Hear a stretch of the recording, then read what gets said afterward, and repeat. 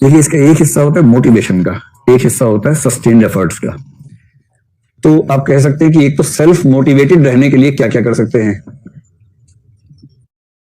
और दूसरा जो अपना एफर्ट वाला हिस्सा है उसके लिए क्या क्या कर सकते हैं। और ये दोनों लिंक्ड हैं आपस में, ऐसा नहीं कि एकदम अलग अलग चीजें हैं, ये दोनों चीजें आपस में लिंक्ड हैं। ठीक है, तो मोटिवेशन का एक सबसे अच्छा तरीका होता है कि अपना पीयर ग्रुप यानी मित्र समूह ऐसा चुने जो मोटिवेट करता हो, ना कि डिमोटिवेट करता हो।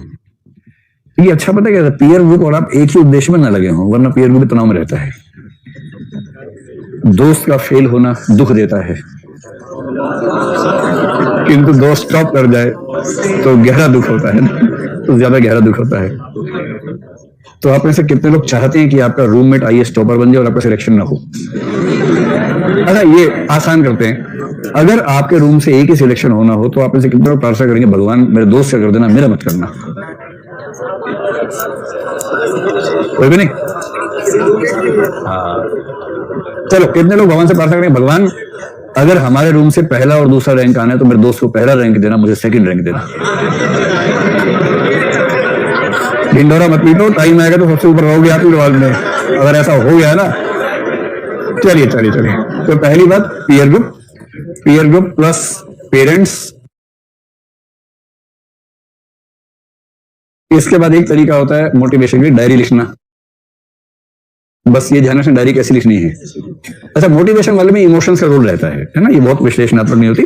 अगर आपको मोटिवेशन मेंटेन करने की डायरी लिखनी है, थोड़ा बहुत उसमें उत्साह का तड़का आना चाहिए, एक अच्छी शायरी आती रहनी चाहिए, कौन कहता है आसमा टाइप से, है ना, नन्ही चींटी जब दाना लेकर चलती है, उस तरह का एक बीच में गीत फेंकते रहो तो उससे मोटिवेशन लेवल ऊंचा रहता है। फिर एक हो सकता है मोटिवेशनल लिटरेचर पढ़ना। आत्मविश्वास देने वाली जो भी चीजें हैं, लिटरेचर हो सकता है, फिल्में हो सकती हैं, और केस स्टडीज हो सकती हैं, रोल मॉडल्स की कहानियां हो सकती हैं। जैसे अगर आपको आईएएस बनना है तो किसी आईएएस ने शानदार काम किया हो, उसकी कहानी पढ़ी, आपको पढ़ के बहुत मोटिवेशन महसूस होगा। स्पेशली ऐसे रोल मॉडल जिन्होंने बहुत कठिन स्थितियों में सफलता अर्जित की, उनकी कहानियां पढ़ना एक अच्छा मोटिवेशन का माध्यम हो सकता है। ठीक है, इन सब का प्रयास कीजिए। कुछ लोग क्या करते हैं, शीशे के सामने खड़े होकर बोलते हैं, speaking in front of mirror. तो मिरर स्पीकिंग कर लीजिए, वो शीशे के सामने खड़े होकर खुद को ऑडियंस मान के उसको भाषण देते पूरा विस्तार में, तुझे आईएएस बनना होगा चिंटू, आईएएस बनना होगा, खा कसम के आईएएस बनेगा। तो शीशे के अंदर बोलता है बनूंगा मैं आईएएस, और इस तरह से 5-8 मिनट का सेशन होता है, बाहर लोग कान लगा सुनते रहते क्या चल रहा है अंदर, और इस तरह से कॉन्फिडेंस आ जाता है। ठीक है, ये जो मिरर स्पीकिंग है, मोटिवेशनल, ये जो डायरी राइटिंग है, इन सब के लिए एक शब्द चलता है ऑटो सजेस्टिव मोड, जो मैंने पहले भी आपसे कहा था। ऑटो सजेस्टिव मोड का मतलब है खुद को लगातार सजेशन देते रहना।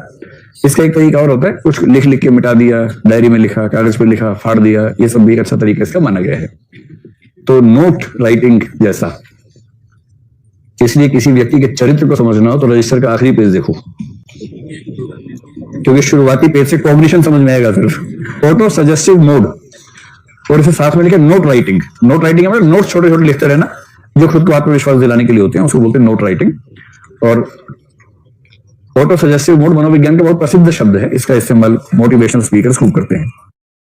चलिए, यहां तक की कुछ बातें स्पष्ट हो गई आप लोगों को। एक तरीका और माना जाता है कि अगर आप चाह रहे हैं मोटिवेशन ना, तो ऐसे व्यक्तियों से लगातार मिलना जो आपकी जैसी परिस्थितियों में हैं, और आप मतलब बैकग्राउंड भी आपकी जैसी है, सपने भी आपके जैसे हैं, तो ऐसे व्यक्तियों से मिलने से संभावना बनती है कि क्योंकि संघर्ष एक जैसा है, तो देखिए समान परिस्थितियों वाले व्यक्तियों से मिलना जुलना,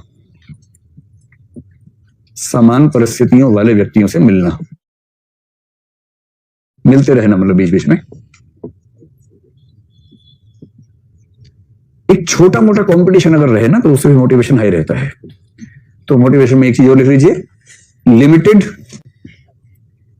कॉम्पिटिटिव एनवायरनमेंट, सीमित प्रतिस्पर्धात्मक माहौल में रहना। असीमित ना हो जाए, पता लगा रात दिन उसको हराने में लग गए, भूरी के क्या करने आए थे, मिल्खा सिंह था चप्पल लेने के, आगे निकल गया, याद है ना। तो प्रतिस्पर्धा कई बार इतनी दिमाग में आती है कि मूल उद्देश्य भूल जाता है आदमी, उससे आगे निकल गया, फर्स्ट आ गया, जबकि लेनी चप्पल थी उससे।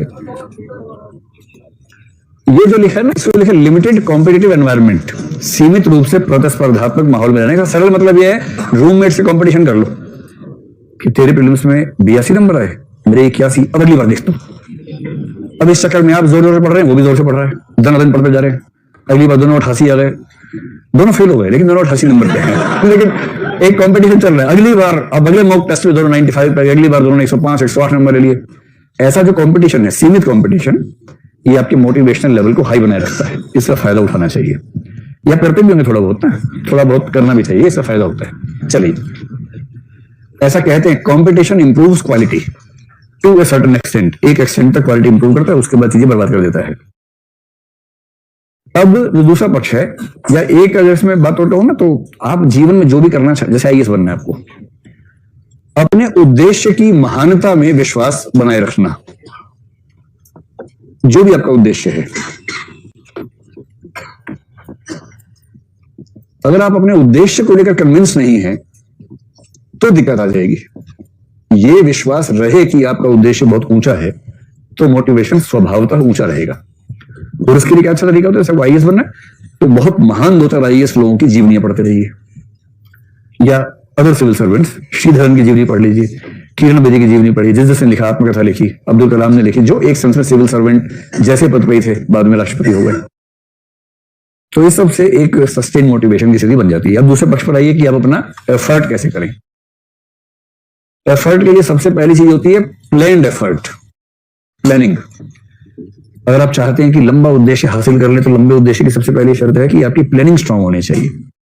एक मनोविज्ञान का, बल्कि मैनेजमेंट का गुरु था, लुई एलन नाम का, उसने कहा planning means the half work is done. कई लोग आधा ही काम करते हैं, प्लानिंग कर लिया, आधा काम हो गया, फिर चले जाते हैं वापस वहां से। तो आधा काम तो अच्छी प्लानिंग से ही खत्म हो जाता है। फिर प्लानिंग में कई लोग क्या करते हैं, वही अमानवीय टारगेट्स रखते हैं। तो दूसरी बात है अचीवेबल टारगेट्स। अचीवेबल टारगेट्स, उपलब्ध होने योग्य उद्देश्य, ऐसे लक्ष्य निर्धारित कीजिए जिनको हासिल किया जा सकता हो, और यदि वो हासिल हो ही नहीं सकते तो मामला वहीं खत्म हो जाएगा। ठीक। और ये जो उद्देश्य आप तय करेंगे, ये उद्देश्य भी ना हायरार्की में होंगे। छोटे उद्देश्य, छोटे, मंझले और बड़े उद्देश्य, मतलब short term, mid term, long term. अल्पकालिक कह लीजिए, छोटे से बात लग रही है कि छोटा सा कुछ उद्देश्य तय कर लिया है। अल्पकालिक, मध्यकालिक और दीर्घकालिक उद्देश्यों में बंटवारा।